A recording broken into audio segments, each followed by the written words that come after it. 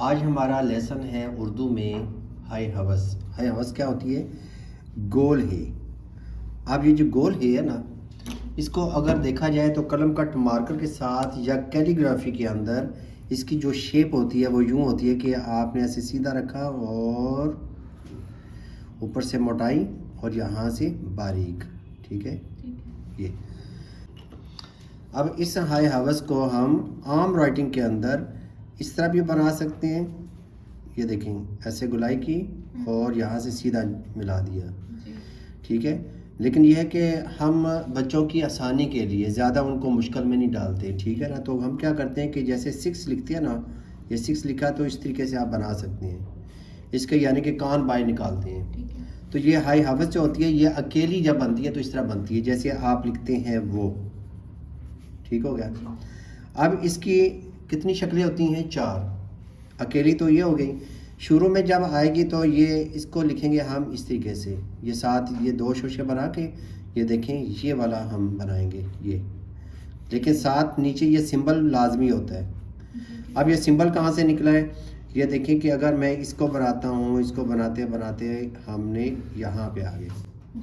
अब इस सिंबल को ना आपने ऊपर से इस तरह नहीं बनाना। अक्सर स्टूडेंट क्या करते हैं, यूँ बना देते हैं जैसे आपने पहले बनाया था ऐसे, तो ये पता चलता है जैसे 2 नुक्ते हैं। इस तरीके से नहीं बनाना, हमने नीचे से यहाँ से ऊपर बनाएंगे ये उसमें खूबसूरती है।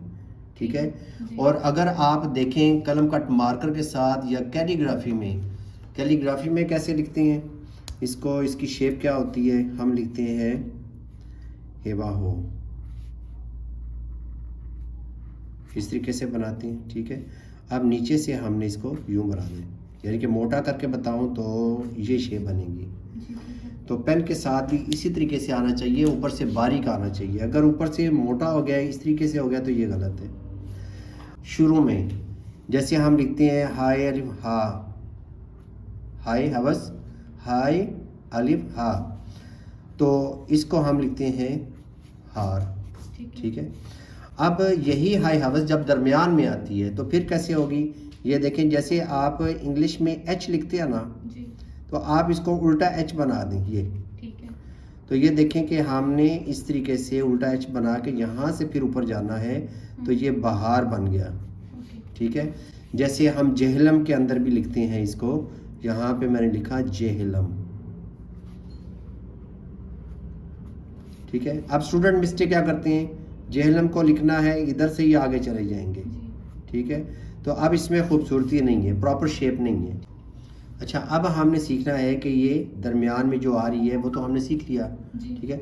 अब हमने सीखना है कि जब एंड पे आती है तो फिर कैसे बनेगी, ये मद की शक्ल इख्तियार करेगी। जैसे हम लिखते हैं ये। ठीक है। इसी तरह हम लिखते हैं वजह, ये सीन है से। ठीक हो गया ना।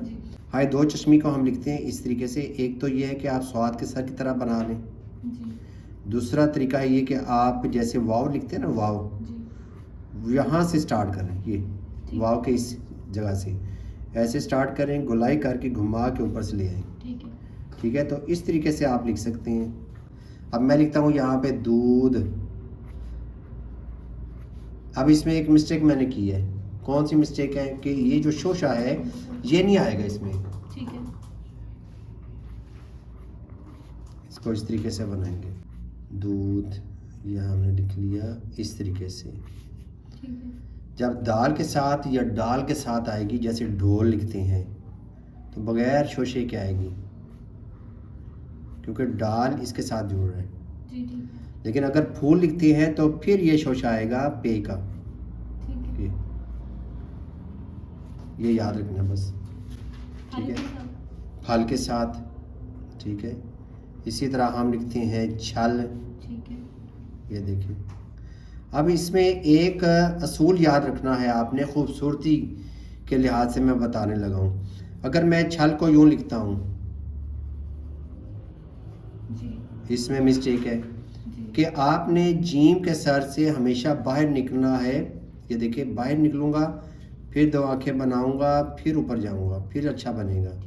इसको अलग करना है, बीच में जोड़ नज़र आना चाहिए। इसी तरह मैं लिखता हूँ खेल।